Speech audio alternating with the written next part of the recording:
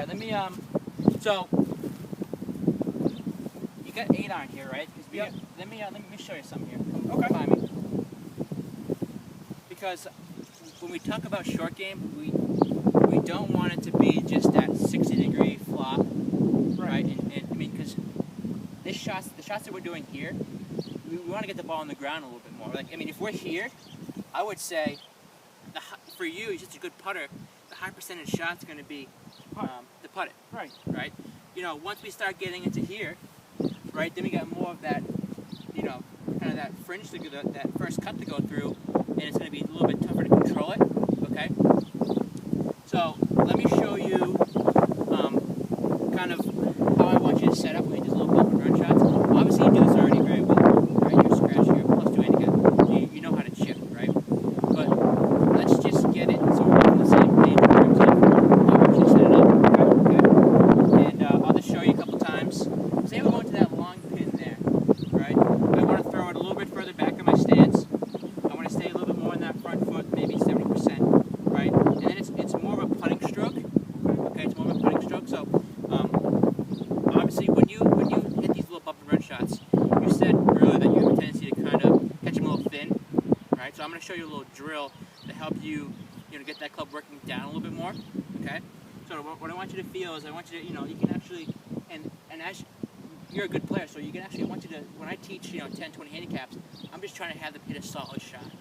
I want you to actually take your time and figure out what the green does in terms of speed and break. Okay. Okay. Now, a little bit further back in your stance, open up your stance a little bit, wait a little bit more on that front side, okay? And then what I want you to think about is, when you hit some thin shots, I think it's because you kind of lose your posture in it, so I want you to stay really forward and just keep that eye right in the front of that ball, and feel that club's coming low through. Okay. Okay? Now, and that worked out pretty good, right? So you're not really getting the ball too much off the ground, right? What you did is, in the last couple of chips I watched you hit, is you get kind of here, and you're kind of losing your posture a little bit. Okay? I understand. Okay. And I know we talked about you like to, you normally would hit it like a little 58 or 56 and kind of pitch and roll it, but I think this is a much better. I think I'm too comfortable with it.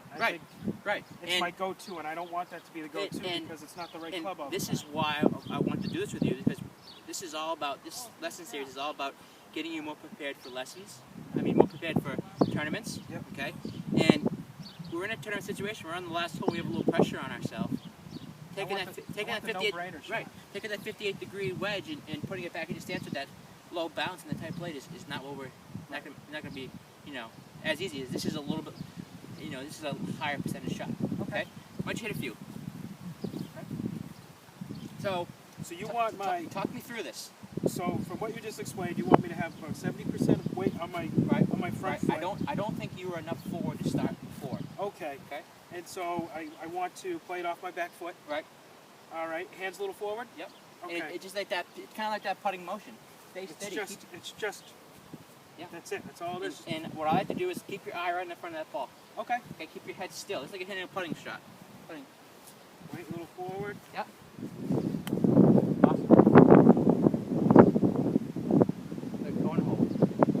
Now, how easy was that? And we don't have to be right off the fringe to hit this shot. I mean, we can change it up with the club. And this may be a 9-iron, a little bit more loft on it, right? I mean, so if I were to move this up in my stance, yep. I mean, that just brings in more room for error. Right. Yeah. I mean, the only time I'd ever move it up is you have to get a little more loft on it. It'd be probably more difficult to get ball first. Right. Okay. Right. Yep. Try it again. Yep. Good. See, you hit that nice solid shot. So let me show you a little demonstration here that it helps with your chipping, and this is what I use, and this is very helpful. So that's why I brought over the alignment stick. A lot of people kind of scoop it, right? I mean, even good players like yourself have a tendency to hit that scoop shot, right? Yeah. So what I want you to do is I want you to put this stick maybe about 6 inches behind the ball. Get into my same routine. What this is going to do? This is going to make sure I don't flip that bottom hand. Okay. I will hit the stick. Right. And this will keep you a little bit more this way. I scooped it there. You don't want to do that. Okay.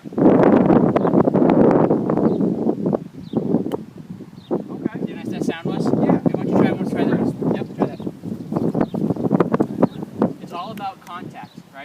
don't have consistent contact, you won't have consistent shots. So I mean, I could use other clubs, right? 8 iron, Of course. 9 iron, 7 Yep. iron. But Yep.